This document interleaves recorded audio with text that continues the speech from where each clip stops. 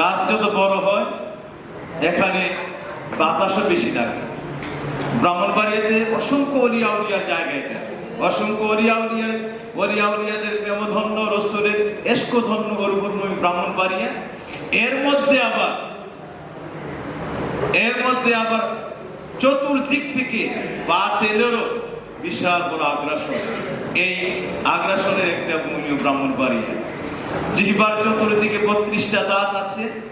এই 32টা দাঁতের মোকাবেলা করে যুদ্ধ করে জিহ্বাটা দিন রাত্র এই জায়গায় বসবাস করে। ঠিক ব্রাহ্মণবাড়িয়া যত অলিয়া আশিক রাসূলের উর্বর ভূমি, এর চতুর্দিকে 32টা এবং 72টা শত্রু চতুর্দিকে মুনাফিক রাসূল, মুনাফিক ইসলাম।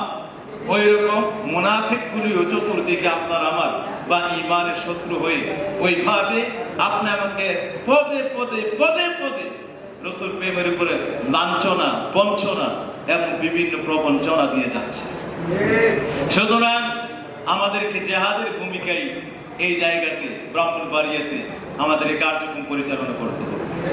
কারণ সংগঠন করেছেন রাসূলে আলা, সংগঠন ভালোবাসেন আল্লাহ তাআলা।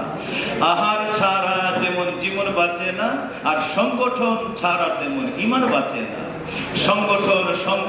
সংগঠন কথা দিন কায়েমের জন্য প্রয়োজন। দিন যদি কায়েম করতে হয়, ঈমান যদি ঠিক রাখতে হয়, অবশ্যই আমাদের একটা পরিচয় থাকবে, ব্যানার থাকবে, একটা পতাকা থাকবে। এই পতাকা দিয়ে আমাদেরকে চলতে হবে, সেটা হলো আহলুস সুন্নাহ ওয়াল জামাত। এই ঈমানি পতাকা ছাড়া আপনাকে আমাকে দুনিয়া আখিরাতে মুক্তির দ্বিতীয় কোনো আর ব্যবস্থা নেই। সুতরাং সম্মানিত উপস্থিতি, আজকে আমি আপনাদেরকে বলতে হয়, আমার নবী পাক ১৫০০ বছর আগে বলে গেছেন হাত আইম্মাতু মিন কুরাইশ, এবং আমার নবী বলেছেন ইযা কামতার ফিশারি সালাসা ফালিয়ুআমিরহু ওয়াহিদা।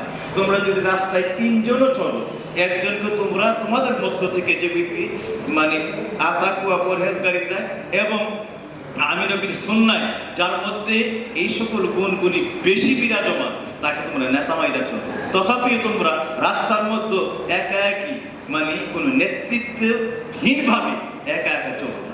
এটা আল্লাহর রাসূলের হাদিস। রাস্তায় চলতে গেলেও একজন ভালো মানুষকে অনুসরণ করে আমরা চলবো, এটা আল্লাহর রাসূলের হাদিস। এবং